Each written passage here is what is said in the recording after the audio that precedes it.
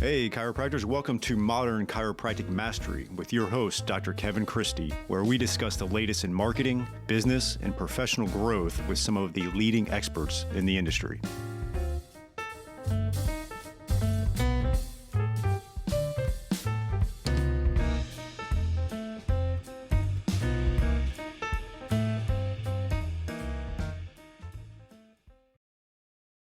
Welcome to another episode. Today I'm interviewing Dr. Holly Tucker. This is the second time I've had her on the show, and it's been great to work with her through podcasting, the virtual summits we've had, the other collaborations through the Chiropractic Success Academy, and she's just been a wealth of knowledge as it pertains to really combining finances and the chiropractic profession. In particular, she is certified and trained through Profit First method through Michalowicz, and there's a book of that name, Profit First. And then she's able to really apply that to the nuances of the chiropractic profession. And today we dive into really kind of having a recession plan, right? And it's not a doom and gloom episode. It's just having a plan and a strategy step by step. No emotions involved, having just some objectivity around it. And if you've been a chiropractor long enough, you know there's ups and downs, right? I mean, my age group, I'm 42 at the time of this recording, and 2008 punched us in the face. Obviously, 2020, the pandemic punched us in the face. And, maybe this will, maybe it won't. But I do think on a positive side, many of you, still have tucked away some of the money that potentially got from PPP and HHS and the employee retention credit. There was a lot of money given out there, and a lot of it had to be used, obviously, to stay afloat. So I understand that. But I think some were able to fill an emergency savings that maybe you did not prior to the pandemic. And so that is one difference, I think, between what could happen with this recession, if it happens. And obviously there's inflation now, no matter what. And what happened in 2008. I don't think as many people were, maybe flush with cash before 2008. They might have had some equity in their house, which then they lost overnight. But yeah, so it's not doom and gloom. It's a great episode. We go through some strategies. I highly recommend you check out our first episode with Holly. You can Google that, where she really just dissects out the Profit First model, how she connects that to the chiropractic profession. And in this episode, we're going to go through a 5-step recession plan to start getting going on that, and you will be fine. I recorded an episode maybe a month or so ago about kind of being the buffalo through this recession and what my game plan was, so you can listen to that as well. Here is my interview with Dr. Holly Tucker. All right, welcome to the show. We got Dr. Holly Tucker on here. It's not the first nor last time we will have you on to talk all things Profit First for chiropractors. You were kind enough. I think it was in the Chiropractic Success Academy post. We were chatting about recession stuff, and you were kind enough to really chime in with some great information. And so I wanted to have you on to discuss that. To preface the show, I had a solo episode a few weeks ago where I gave some of my thoughts, and I'm in no way professionally trained in the financials of it, but I went through 2008 at a really hard time. I had started a practice and just trying to get it going. It was a cash practice, and it was kind of an expensive cash practice. So I definitely went through that. But I wanted to have an expert on to have an actual response, and that was kind of the title of what you had sent, was the recession response, because in a lot of ways it's an opportunity. And so welcome to the show. Give us some updates on things. I know that things have changed since the last time you were on. Yeah, thanks, Kevin, so much for having me back again. Love coming on on the show. Mhm. Yeah, so since last time we talked, I'm officially, completely Profit First certified as a Awesome. coach in their program. And as you guys know, I am a chiropractor just like you, but I do have this, extra training and extra knowledge. Not taking it all the way to the top, not a CPA, not an accountant, not anything like that, but do really enjoy the numbers and thinking about just the administration of how you sort of look at your financial life, etc., when it comes to practice. So I'm really passionate about this stuff, and I always look to the experts for these sorts of things. So the recession response really is, it's pretty simple, but it's some of those times we overlook the really simple things when we feel like everything is spiraling out of control. So I really just wanted to come on and have an opportunity just to say just little ideas here and there can really add up. More on an update for me. Yeah, last time since I was on the Mhm. show, picked up and relocated and have started life pretty much all over again. So left the great state of Tennessee and we're now in North Carolina. And I'm actually back at the starting line with starting up a new practice. So for all of you who are feeling very uncertain, I empathize with those feelings right now. Yeah, it's when you say from Tennessee to North Carolina, that could either be 15 minutes or it could be, a very long way. And I know you went from the west side of Tennessee all the way over to North Carolina. So it Yeah, yeah. wasn't It like was a you. 15-hour drive. So It's funny because I was in Asheville, North Carolina, and I didn't realize how close the border to Tennessee was. So just a little clarification. It wasn't like you just moved down the street. So yeah, yeah. Still in the South, but now we're on the coast. Before I felt like we were, in the middle of the country, yeah. right on the Mississippi and in Memphis, and now we're on the coast. We're kind of enjoying beach life and that sort of thing. Yeah. So yeah. That's cool. That's exciting. And I wanted to touch on something too. You kind of said in passing where, you're not a CPA or anything like that, but what I love about your combination, and it's kind of this was an analogy I gave for myself, right? Like I'm not a college educated marketer. I learned marketing. I got trained. I definitely took courses, but obviously a chiropractor. And what I think it allows is the nuances of the profession. And the analogy I gave actually when I spoke at Parker was, if you spoke 85% of a second language, you would lose out on some of the nuances of humor and sarcasm and some of the innuendos and all those things that are intricate in communication and language. And I think sometimes, if you're dealing with someone that's just a marketer or someone that's just a CPA that doesn't have any background in our profession, sometimes they lose that nuance of the profession. And so someone like you that's obviously formally educated as a chiropractor and have all these years of experience as a chiropractor, and then now formally trained under a model such as Profit First, you're able to really understand the nuances that we go through. And I always think that's a very valuable combination. It's a skill stack that really lends itself nicely. Yeah, so I mean, it's really great because, I when I work with clients, I'm working with clients really that are all over the country and they're in different settings, from rural offices to more metro offices. But there is, there are these common grounds that we have. And when we're looking just strictly at the numbers, we're looking at cash flow, I'm going through them line by line, looking at profit and loss statements with them. It's, when things jump out at me, they jump out at me, and they may Mhm. not jump out to just your, say, bookkeeper or your accountant that, hey, that's sort of an anomalous sort of thing. I think you're paying a little too much for that given what the market Mhm. is. Or, just having that conversation. What's on the return, the return on investment in that? Because, a CPA is just going to look at say you're advertising your promotional line and just say, Mhm. okay, that looks about normal. But, I actually want to engage the client and say, okay, what are we getting back from this?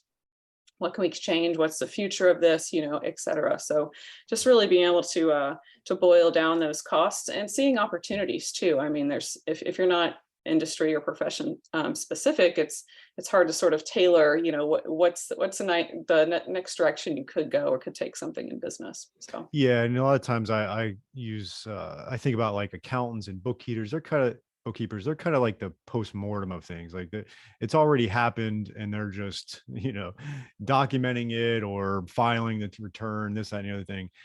Someone like you can actually get proactive and plan so that it's a good cash flow margin, all the things Yeah. that we have to manage. And then sometimes there's other oddities too. Like I have a client now who has always, obviously we're a service industry, and he's always been service only, but now he's adding product that he's selling. And Hmm. we had to dive into, because he spent all this money on, and again, I'm not an expert, but I was just letting him know, like, there's a difference. If you're going to get in the product business, like, you have to put out money and then you get the money, hopefully people buy it. So there's this, because when you're just strictly service chiropractic, you're not really putting out a bunch of money for product, and you don't have to understand ordering and supplies and all that type of stuff. So Yeah.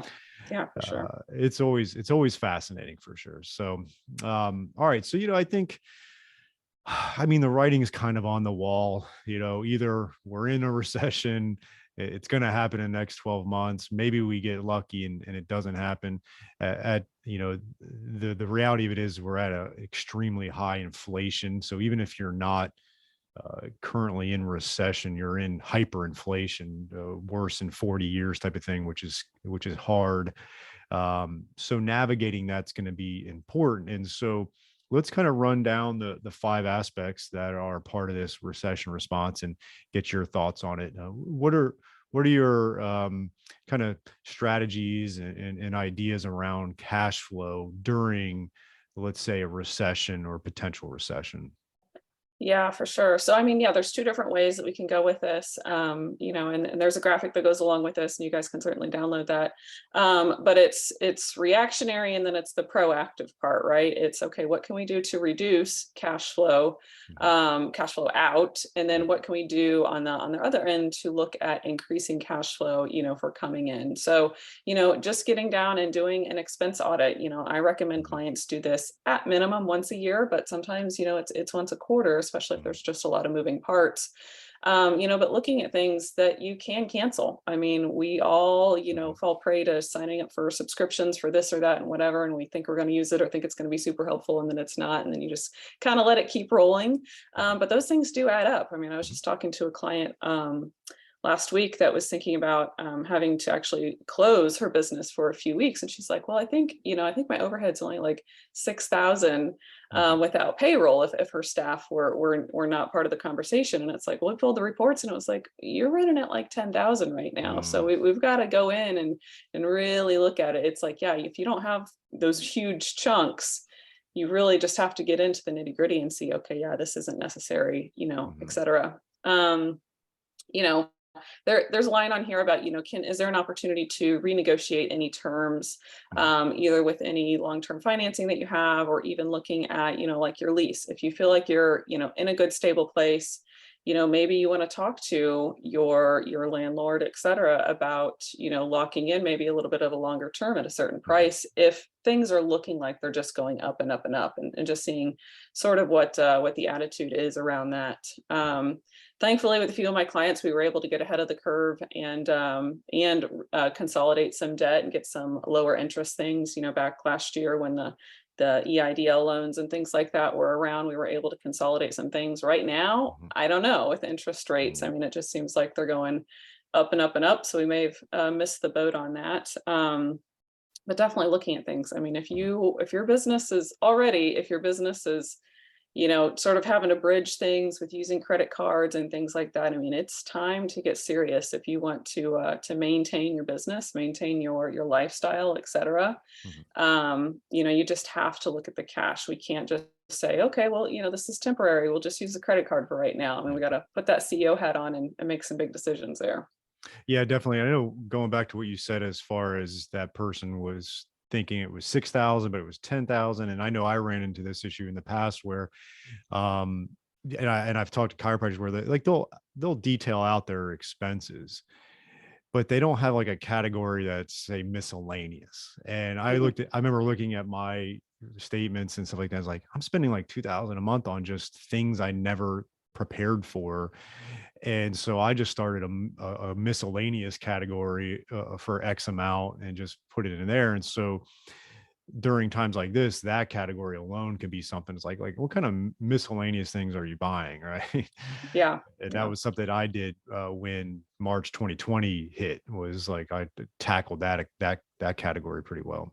Yeah. Yeah. And I mean, just going back to the basics, Profit First, if you're not familiar with it, is based off of opening up 5 foundational bank accounts for your Mhm. business. And those are your incoming or your deposit revenue comes into one account.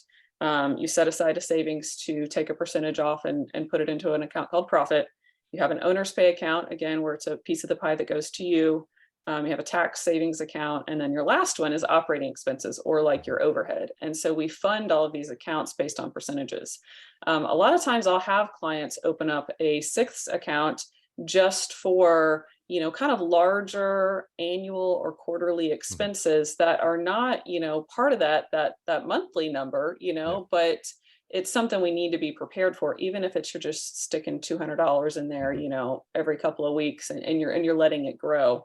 Another big thing I run into a lot with clients is if you have staff and you have payroll, you pay every 2 weeks. Well, that's not twice a month. There's 2 months out of the year where that can hit you pretty hard. And so we Yeah. usually open up another account just to make sure that's not going to make this super tight. So it's Mhm. just being strategic and thinking ahead when literally what's coming out and what's going in. Yeah, and that the term obviously cash flow is that what's coming in and what's coming out, and it's a timely thing too. And one of the things that I did in the past was we do our payroll on the 1st and the 15th, but then I also noticed was like, okay, mortgage was due on the 15th, credit card was due on the 15th, this was due on the first, like everything was due on the same damn day.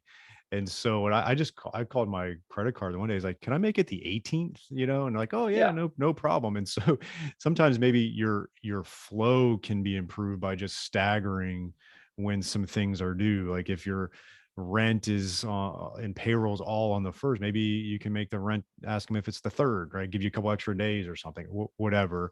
Yeah. That was something I did back again. That was one of my strategies in 2020. So that's just something that I thought of. Yeah, yeah.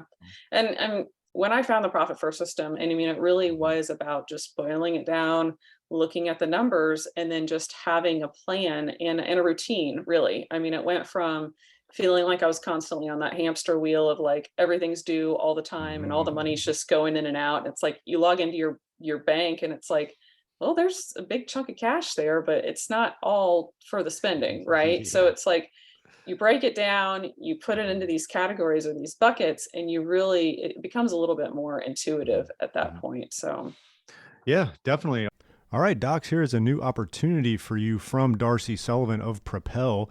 She is our SEO specialist in helping out many chiropractors with their search engine optimization and making sure Google is finding you and getting you new patients. It's amazing how many new patients chiropractors can get and are getting when they do the SEO right and a few other things. And Darcy is offering a free SEO workshop just for chiropractors, and you can sign up for that at bit.ly/propelmcm. That is bit.ly propelmcm, modern chiropractic marketing, right? And so check out that link. And we're going to have you go over 5 SEO secrets to owning the first page of Google without buying ads. And Darcy's going to give that free workshop, 1 hour, to really help grow your practice and start churning new patients from the ever mighty Google, which is still king in the online marketing. So check that out at bit.ly/propelmcm for the 1 hour free workshop. Hey, Doc, are you moving office spaces, or you're a startup with your own new space, or you're like me where you need renovations because it's starting to look a little worn after about 10 years like ours is? Crossfield's Chiropractic Office Design is here to elevate you wherever you're at, and they're going to help maximize your space and flow. They're going to really help attract and retain patients, and this is going to have a great ROI on your investment when you increase that patient experience. So check out Chiropractic Office Designs by Crossfields, and we have a special link for Modern Chiropractic Marketing listeners, and that is www.chiropracticofficedesign.com/Kevin Christie. And with that, you're going to have discounts. We're going to have direct links to a mega bundle of free resources, and you can check them out. And you can get 15 of our most popular floor plans, 5-phase checklist for a startup office, 5-point designer checklist to evaluate your current office image. And there's 30% off on all online products when you go to www.chiropracticofficedesign.com/Kevin-Christie. So cash flow is important. Obviously, you could probably do a whole weekend on cash flow alone. But let's move on to debt management. And I know this is a big one for chiropractors. Obviously, you have student loans and EIDLs and credit cards and stuff. So what are your thoughts on that? Yeah, I mean, I would be really, really cautious on taking on new debt right now. I mean, just Mhm. simply because of the interest rate issues right now, and I mean, costs are going up. Costs for just regular types of Yeah. things are going up, right? So if you don't have to add something new, then I would just wait on it. I think in the book Profit First, the author Mike Michalowicz, he talks about the one more day principle. Like if you Mhm. are really on fire for buying something Yeah. right now, just wait one more day. See if you can get one more day out of it. Mhm. That sort of thing. But sometimes we get in a situation. I had a client last month that table broke down, and it's like that's obviously the bread and butter right there. We Yep. gotta get a repair. To fix that until we can get a new piece of equipment in. So again, I mentioned this a second ago, just be careful about, leveraging your debt right now and sort of Mhm. living off of it.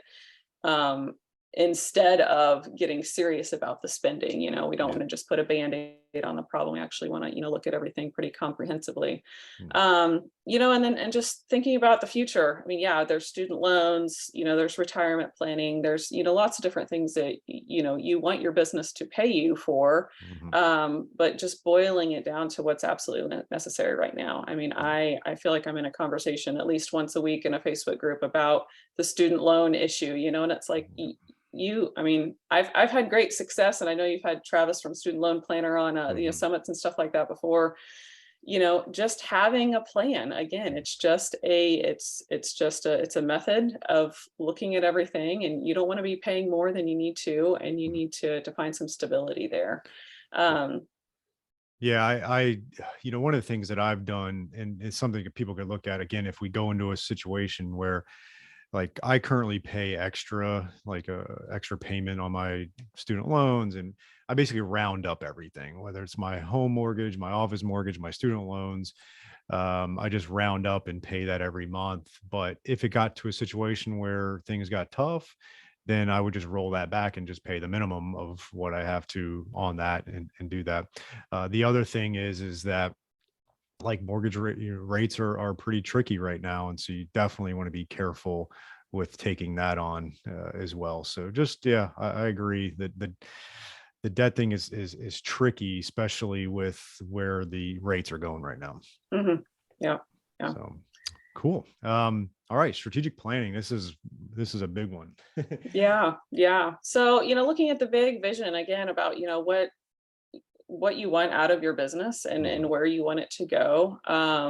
Specifically in this category, we're talking about looking at, the clients that you serve, the patients that you serve, the type of service offerings that you have, and Mhm. and really being able to boil that down to, where do you want to go? Where's there growth and opportunity? Where's the market really heavy with competitors or not? Is there a new market that you can tap into?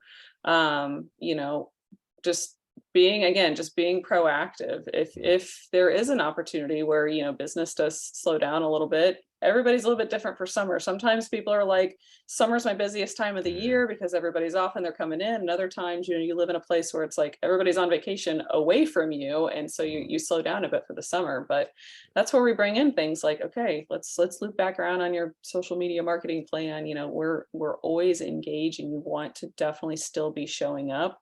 You don't want to be sending the message that you're shrinking out there, to your Yeah. audience, and that you're not growing and still in business. And one of the things that is lining up favorably is the fact that a lot of people has been functioning in their practice the last couple of years without doing much networking and community outreach because of COVID, and it just has kind of fallen off for a lot of people in different areas.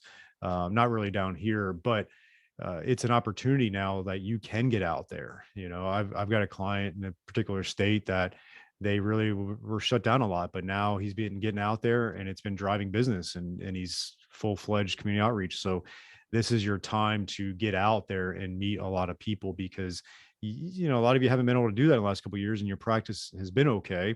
And so now maybe this can offset that little bit of loss that you may have. And obviously you mentioned like social media. Yeah, this is the time to just keep on focusing on those leading indicators of your practice and your marketing, and just double down on that. And that should offset a lot of what could happen with recession, in my opinion. Yeah, yeah, for sure. I mean, yeah, I mean, personally, I'm right there. It's like I'm scheduling a couple marketing meetings, with like-minded providers and that sort of Hmm. thing, in my area, and it's really been great because I've not really hit any sort of resistance to Yep. anybody, wanting to get out and wanting to connect. Everybody, I think, is still, Hmm. still in a mode of sort of starving for that, Yep. and people are looking for connection and things like that. So, Yeah. just Phenomenal. thinking about the bigger picture, and you don't have to, it's not the old days, the old lunch and learn, that type of Mm-mm. stuff where we're shelling out a bunch of cash. Yep. It could just be a coffee date. I mean, we're Yep. talking $5 here, Hmm. to just meet with somebody and make a connection, that sort of thing. So Definitely. And on that point too, I was having a conversation with a chiropractor who's very niche oriented, works with a lot of CrossFits and gyms and stuff. And I started to tell him, I was like, what are some other types of potential patients that share similar psychographics, but maybe are a different niche, right? Like a runner and triathlete, he wasn't necessarily working with, but they share a similar psychographic as, say, the CrossFitter or power lifter. And why not reach out to that group? You don't have to be a runner and triathlete. If you're a great clinician and you can understand those types of injuries, which most do, then you can do great. Like, it's been a great audience for me, and I'm not a runner or triathlete, but I know how to treat them and evaluate them and talk the talk. And so that's something I want our audience to think about too in your strategic planning, is what are some of those kind of cousins to your niche that are mhm. similar psychographics that you can start to target as well. Yeah, yeah, for sure. Yeah, and I think that, the biggest, last categories, just Mhm. want to talk about is just, yeah, looking at the basics of your accounting. And then, just thinking and planning ahead for, tax season of next year. I mean, we have no idea what the tax code is going to look like, Mhm. but, you know, through this process, you do want to be intentional with, getting back, looking at the numbers. If it's never been a practice of yours to actually pull comparative reports and say, how does each quarter compare with itself, or how does each year compare with itself? Mhm. Just getting that bigger picture and looking at some trends, might be a good time to go ahead and do that. Just to look at things. Yeah, and I want to mention something again. I think I mentioned it on a previous episode, but one of the things that came out of our last mastermind group was someone had mentioned the tax credit, the basically the employee retention credit. Yeah, And I think three members had, like, one, their accountant said, oh, you don't, this really doesn't pertain to you. And he ended up going to another account and ended up getting a lot of money from it. He has a big practice. Two others filed for it. They're going to get it. It's going to take a little time. You can amend those returns. So look into that. Not everybody qualifies for it. You have to have employees. You have to have a certain amount of impact of loss. Like, there's certain things, but it could be something where if you do qualify for it, you get an accountant that understands it and files it. You might get some checks from the IRS in 6 months, right at the perfect yeah. time. So it's something to talk to your accountant about. Yeah, yeah. I mean, even if you haven't, touched base with them, really since April, maybe, you got your taxes filed on time and you really haven't touched base with them, I would just put a call in, Mhm. just to see, and if you don't have a good CPA on your team, then it's definitely time to be, looking at that. Mhm. I mean, I had several clients last year that just actually got some surprise funding. I had one that got a Yep. grant, I think through her state, and another one that had an SBA loan that was partially Mhm. forgiven. And it's like, if you don't sort of actively look for these things, or have a CPA that's kind of, got your back for these types of things, you could really miss out. Yep. So having the right professionals on your team, and Mhm. knowing when it's time to tap those things in. Yeah, and I think also kind of a different topic, but similar, is that the difference between now and '08 was hard because people didn't have necessarily like they weren't given a lot of money, right? And the reality of it is the last couple of years, a lot of us were given a lot of money. And Yeah. so hopefully a lot of us still have some of that. And that gives you like an emergency savings account. Well, in '08, a lot of people didn't necessarily have that. There wasn't this like run on giving a lot of money. The other problem with '08 was everybody lost all their equity in their homes and stuff. And so you had nothing, no protection there, and they had adjustable rate mortgages, and so their mortgage went up. In this setting, if you are a company that owns your home, there's probably equity in it if you bought it before 2021. And so it's just another layer of protection. Again, I'm not here saying to tap into it whatsoever, but I listened to this podcast like a month ago, and the guy just was talking about putting a financial fortress around your family. And I just liked that. And I kind of thought about, I was like, okay, what are all the layers of protection that I have, where, and there's a lot there's a lot of layers of protection. So start looking at what your layers of protection are, and then be able to go from there. So any thoughts on that? Yeah, I mean, I think that that there's a notion that there's this complete separation between business and personal finance, but there's really not. Nope. Your money mindset, how you deal with money, how just your Mhm. outlook about finances in general, really go on both sides of the coin. Mhm. So, if you're super stressed in business, we also need to be looking at that personal side Yep. and, knowing where you can take some control back, and where you can make some changes. I don't remember if I mentioned this, before when we did an interview just on Profit First, but the whole system was just completely eye-opening to me that I actually enacted a similar system on the personal side. And it's like, Mhm. okay, it's not all exactly percentage based. It's a little bit more dollar based, Mhm. like where we have these certain categories and stuff. But it is just about being intentional and not Mhm. looking at just that huge one bucket or that one paycheck to paycheck, like how quickly can I get through this, right? No, it's Mhm. like, how can I make it last?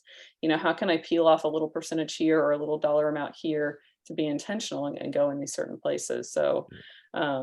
so yeah, I mean, that fortress, just looking at what your opportunities are and where where you need to make some big decisions on. Yeah, no, definitely. And I'm glad you brought that up with the business personal. And to that point, like if you like in my situation, my spouse is not a chiropractor, and she raises our kids and all that. And so I make sure to have consistent communication with her. And we do a monthly budget. I tell her is that money comes from somewhere else, right? Like, yeah, I can pull a couple $1,000s out of my practice, but that has an impact on the business. Like if you overspend in the personal life, it's going to impact your business. If you overspend in your business, it's going to impact your personal. It's not like we're the owners of a multinational billion-dollar company where they're pass-through entities, and it's basically all the same thing. Yeah. And so that's something that we always take into consideration. I think having that communication with your partner is vital, especially if they're not in the business. I think you need to keep that communication going. That's something that's helped us out for sure. The other thing I mean, again, the debt management was a big topic, and I'm always weary of making recommendations around that. But something that I've always had is I have an unused line of credit through my business. It's at zero. There's nothing on it or anything, but it's just there. But Yeah. if for me, I've been able to be responsible with it. Now, there's a lot of psychology around that too. So I'm not like willy nilly, just, oh, go get a business line of credit.